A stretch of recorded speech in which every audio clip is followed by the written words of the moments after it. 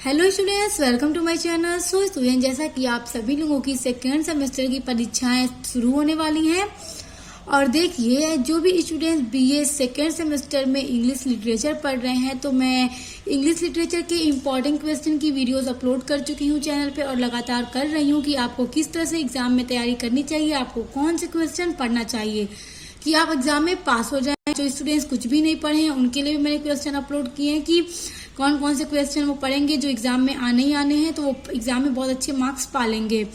और उसके अलावा मैंने आपके बीए सेकेंड सेमेस्टर के और भी कई सब्जेक्ट के पेपर इंपॉर्टेंट क्वेश्चन की वीडियोस अपलोड कर दी हैं कि किस तरह से आपको पढ़ना है। और साथ ही साथ मैंने बहुत सारे क्वेश्चन के आपके सोशियोलॉजी के आंसर भी अपलोड किए हैं कि आपको किस तरह से आंसर लिखना चाहिए, उसकी भी बहुत सारी वीडियोज अपलोड की हैं। और आज की वीडियो में आपके बीए सेकेंड सेमेस्टर के इंग्लिश लिटरेचर का इम्पोर्टेंट क्वेश्चन आपको बताने वाली हूँ और साथ ही साथ उसका आंसर भी आज की वीडियो में मैं आपको बताने वाली हूँ कि आपको इसका आंसर एग्जाम में किस तरह से लिखना है। और जो भी क्वेश्चन बताने वाली हूँ सब बहुत इंपॉर्टेंट क्वेश्चन है, सभी क्वेश्चन को आप लोग लर्न कर कर ही एग्जाम में जाइएगा। तो चलिए स्टार्ट करते हैं। देखिए आपका पहला क्वेश्चन है, define allergy and right its origin. देखिए एलर्जी क्या है। देखिए आपके सिलेबस में जो यूनिट नंबर 1 है उसमें है फॉर्म्स ऑफ पोएट्री। तो एलर्जी एक फॉर्म ऑफ पोएट्री है। तो एलर्जी क्या है एंड राइट इट्स ओरिजिन, और इसकी उत्पत्ति कहाँ हुई, ये क्वेश्चन आपके एग्जाम में पूछा जा सकता है। और इसी क्वेश्चन को दूसरी तरह से भी पूछा जा सकता है। देखिए मैंने यहाँ पे और लगा के लिखा है, what is an allergy, allergy क्या है। तो इसका आंसर देखिए, allergy means of another which has been frequently employed in deductive narration and in nature it is satirical. देखिए एलर्जी जो होती है ना, कुछ अनदर यानी कि कुछ अलग इसका मतलब होता है। Which has been frequently employed in deductive narration and in nature it is satirical, यानी जो बहुधा उपदेशात्मक वर्णन में नियोजित किया जाता है और यह प्रकृति में व्यंग्यात्मक है। और देखिए इसकी ओरिजिन यानी इसकी उत्पत्ति कब हुई, इन यूरोप, यानी यूरोप में the allegorical poetry has its origin in the stories of the Bible. देखिए बाइबल की पुस्तकों में एलेगोरी की उत्पत्ति हुई थी। और देखिए स्टूडेंट्स, ये फॉर्म्स ऑफ पोएट्री है और आपका जो फॉर्म्स ऑफ पोएट्री है जिसमें बहुत सारे टाइप्स के फॉर्म्स ऑफ पोएट्री है जो कि मैं पूरा पढ़ा चुकी हूँ, नोट्स के साथ करा चुकी हूँ। तो उसका लिंक मैं आपको डिस्क्रिप्शन बॉक्स में दे दूंगी। आपके सिलेबस में जितनी भी फॉर्म्स ऑफ पोएट्री मैंने उसमें पूरा कवर किया है, तो उसकी लिंक मैं आपको डिस्क्रिप्शन बॉक्स में दे दूंगी। आप लोग देख लीजिएगा क्योंकि वीडियो बहुत इंपॉर्टेंट है वो आपका, और ये क्वेश्चन आपका बहुत इंपॉर्टेंट है, इसको लर्न कर लीजिएगा। देखिए आपका दूसरा क्वेश्चन है, what is heroic couplet, give an example. Heroic couplet क्या है और इसका एग्जाम्पल भी आप लोग को देने के लिए कह सकता है। और देखिए, right A short note on heroic couplet, heroic couplet पे एक शॉर्ट नोट लिखिए। तो ये देखिए हीरोइक कपलेट ना एक स्टैंजा फॉर्म है। स्टैंजा फॉर्म का मतलब जो भी आप पोएम पढ़ रहे हैं, जो भी आप पोएट्री पढ़ रहे हैं, सनेट पढ़ रहे हैं, तो उसमें जो स्टैंजा होता है उसके भी अलग अलग नाम होते हैं स्टूडेंट्स। तो एक हीरोइक कपलेट होता है जो कि 2 लाइन का होता है, उसे क्या बोलते हैं, हीरोइक कपलेट बोलते हैं। तो देखिए आपसे एग्जाम में ना एग्जाम्पल के साथ इसका आप पूछा जा सकता है, तो आपको लिखने के बाद एग्जाम्पल भी लिखना होगा, या आपसे कहा जा सकता है शॉर्ट नोट लिखिए। तो आंसर देखिए, heroic couplet means a couple of lines of iambic pentameter rhyming together.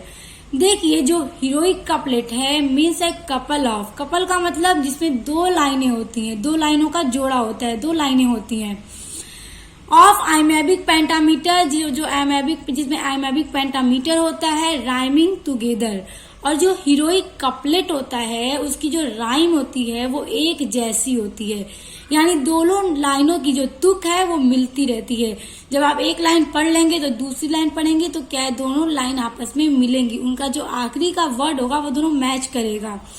तो उसी को कहते हैं कि राइमिंग मैच करती है, एक जैसी होती है, तुकें मिलती हैं।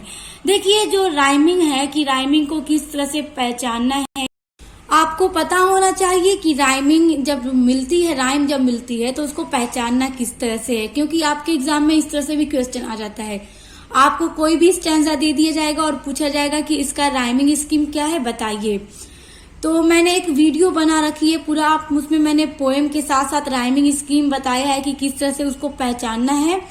तो उस वीडियो को आप लोग जरूर देख लीजिएगा, वो वीडियो आपके लिए बहुत इंपॉर्टेंट है। उसको देखने के बाद आप भी राइम को पहचान लेंगे कि किस तरह से राइम को पहचानना है। और जो हीरोइक कपलेट है उसकी राइमिंग स्कीम जो है वो सेम होती है। It is called heroic because Dryden and Pope had used this form in translating epic and heroic poetry. देखिए जो पोप एंड ड्राइडेन हैं उन्होंने अपने पोएट्री में, अपने एपिक में इस कपलेट का यूज किया है।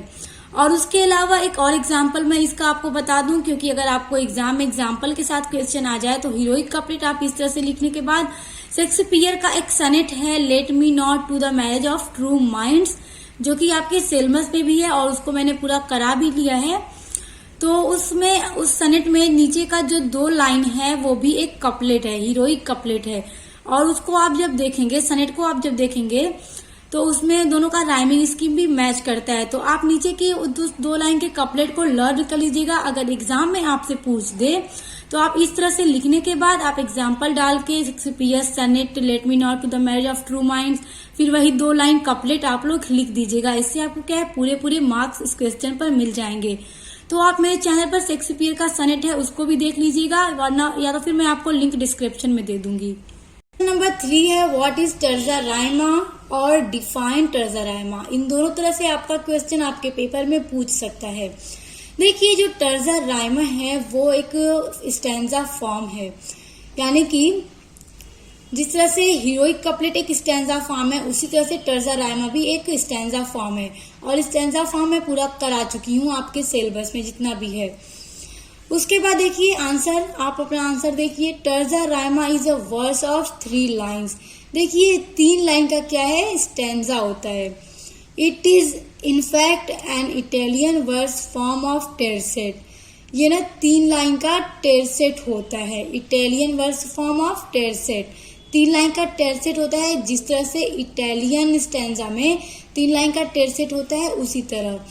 It is a group of 3 lines like a triplet. यह क्या है, ग्रुप होता है 3 लाइन का, यानी ये 3 लाइन का स्टैंजा होता है एक ट्रिपलेट की तरह। It is a verse arrangement in which the first and third lines rhyme together. देखिए इसमें जो राइमिंग स्कीम का अरेंजमेंट है इस स्टैंजा फॉर्म में वो इस तरह से होता है कि देखिए 3 लाइन का स्टैंजा है, 3 लाइन का टर्जा राइमा है, तो उसकी जो पहली लाइन की तुक है उसकी तीसरी लाइन की तुक से मैच करती है। यानी पहली और तीसरी लाइन की जो तुक है, राइम स्कीम है, वो एक जैसा होता है। और जो बीच वाली दूसरी लाइन है उसका तुक देखिए कैसा होता है। The middle line is left to rhyme with the first and third line of the next batch. और नीचे का जो अगला 3 लाइन का स्टैंजा होता है, यानी जो नीचे का 3 लाइन का टर्जा राइमा होता है, टेरसेट होता है, तो नीचे की 3 लाइन में जो पहली और तीसरी लाइन है उनमें मैच करता है ऊपर वाले बीच वाली लाइन का जो राइम स्कीम है वो उसमें मैच करता है। तो देखिए टर्जा राइमा क्या है कि जो पहले का ऊपर का 3 लाइन है उसका पहला और तीसरा लाइन का राइम एक जैसा होता है, और बीच वाली जो दूसरी लाइन है उसका अगले वाले स्टैंजा के पहले और तीसरी लाइन में मैच करता है, राइमिंग स्कीम मैच करता है। तो ये क्वेश्चन भी आप लोग लर्न कर लीजिएगा। देखिए आपका अगला क्वेश्चन है, ये भी आपके एग्जाम के दृष्टि से बहुत ज्यादा इम्पोर्टेंट है। क्वेश्चन है right the main characteristics of an epic. देखिए एपिक भी आपका जो यूनिट नंबर 1 है आपके सिलेबस में 2nd सेमेस्टर में, फॉर्म्स ऑफ पोएट्री, उसमें एपिक एक फॉर्म ऑफ पोएट्री है। तो आपसे पूछा जा सकता है कि एपिक की क्या क्या कैरेक्टरिस्टिक्स हैं, या तो फिर आपका क्वेश्चन हो सकता है what are the salient feature of an epic, यानी कि एपिक के जो सैलिएंट फीचर्स हैं, विशेषताएं हैं, चाहे कैरेक्टरिस्टिक्स कहिए या फीचर्स कहिए, बात एक ही है। तो आपसे ये भी पूछा जा सकता है। तो देखिए इसके एपिक की जो विशेषताएं हैं, जो इसके कैरेक्टरिस्टिक्स हैं, देखिए क्या है। पहला है an epic is a long narrative poem. जो एपिक होती है वो एक लंबी पोएम होती है। कैसी पोएम होती है? एक लंबी पोएम होती है। उसके बाद दूसरा देखिए, it is objective rather than subjective in character, यानी इसमें जो पात्र हैं उसमें व्यक्ति परक के बजाय वस्तुनिष्ठ होता है। उसके बाद देखिए तीसरा है, the style is mark by density and the sublimity, यानी जो शैली गरिमा और उदात्ता है, उदात्ता द्वारा इसमें चिन्हित होता है। उसके बाद चौथा है, an epic is full of high seriousness, जो एपिक होती है वो क्या होती है, पूरी तरह से सीरियस होती है, यानी एक इस तरह का महाकाव्य होता है, इस तरह की पोएम होती है जिसमें बहुत ज्यादा गंभीरता होती है, बहुत ज्यादा सीरियस मतलब होती है। ये पोएम पढ़ेंगे तो बहुत ज्यादा सीरियस होगी, और ये पोएम काफी लंबी भी होती है, तो उसी को कहते हैं एपिक। तो एपिक की ये 4 विशेषताएं आप लोग लर्न कर लीजिए, क्योंकि इस तरह के क्वेश्चन क्या है, शॉर्ट में ही पूछे जाते हैं, लॉन्ग में नहीं पूछे जाएंगे। और देखिए स्टूडेंट्स, जो आपकी यूनिट है स्टैंजा फॉर्म्स और फॉर्म्स ऑफ पोएट्री, वो पूरी यूनिट में पूरा कवर करा चुकी हूँ नोट्स के साथ, तो उसको भी आप लोग पढ़ लीजिएगा, वो भी बहुत इंपॉर्टेंट है। तो उसकी लिंक मैं आपको डिस्क्रिप्शन बॉक्स में दे दूंगी, आप वहां से पढ़ लीजिएगा, क्योंकि स्टैंजा फॉर्म्स और फॉर्म्स ऑफ पोएट्री में टॉपिक थोड़ा ज्यादा है, तो वहां से भी आपके क्वेश्चन बन सकते हैं, तो आप लोग उसको पढ़ लीजिएगा, उसका लिंक मैं आपको डिस्क्रिप्शन बॉक्स में दे दूंगी। तो इस तरह के और भी इंपॉर्टेंट क्वेश्चन के लिए आप चैनल को सब्सक्राइब करके बेल आइकन को प्रेस कर लीजिए। तो अब मिलते हैं नेक्स्ट वीडियो के साथ।